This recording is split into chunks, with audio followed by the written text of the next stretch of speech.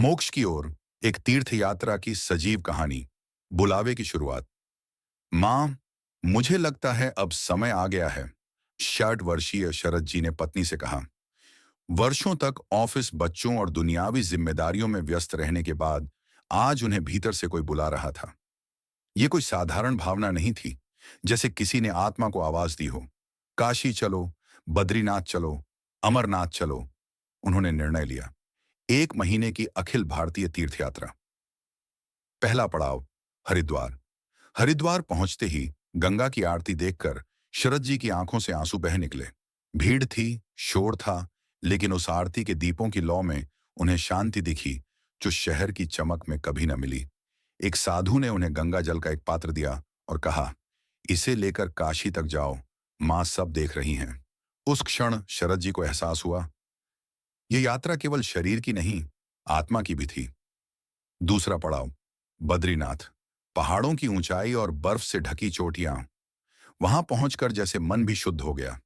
बद्री विशाल के दर्शन के लिए 4 किलोमीटर पैदल चढ़ाई करनी थी।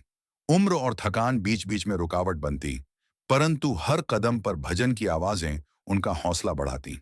जब उन्होंने भगवान बद्रीनाथ के मंदिर में प्रवेश किया, तो उन्होंने पहली बार खुद को इतना छोटा और ईश्वर को इतना विशाल महसूस किया।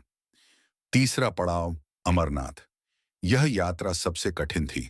बारिश, कीचड़, बर्फ, सांस की कमी, लेकिन मन में शिव के दर्शन की जिद थी। बम बम भोले की गूंज पूरे रास्ते में उनकी ऊर्जा बनी रही।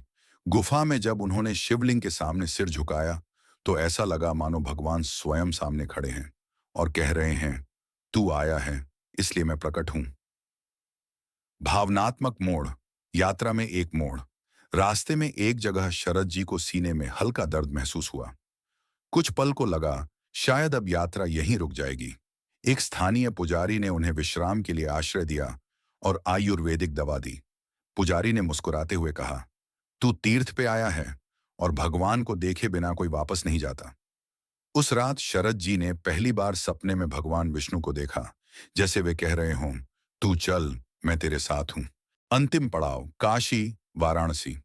गंगा के किनारे बनारस के घाट पर बैठकर उन्होंने वह गंगा जल मां गंगा में अर्पित किया, जो हरिद्वार से लाया था। सूर्यास्त की आरती, संतों के भजन और हवा में चंदन की खुशबू, सब कुछ अलौकिक था। पंडित जी ने कहा, काशी में मरने से पहले आना, मोक्ष की राह खुल जाती है, लेकिन तू तो जीवित ही मोक्ष का अनुभव कर गया। समापन, लौटते हुए आत्ममंथन। जब शरद जी घर लौटे, तो उनकी चाल में संतुलन था, आंखों में चमक और चेहरे पर शांति। उनका बेटा बोला, पापा, आप तो बदल गए हैं। उन्होंने मुस्कुराकर जवाब दिया, बेटा, मैंने ईश्वर को नहीं देखा, पर उसे महसूस जरूर किया है। यही सच्ची तीर्थ यात्रा है।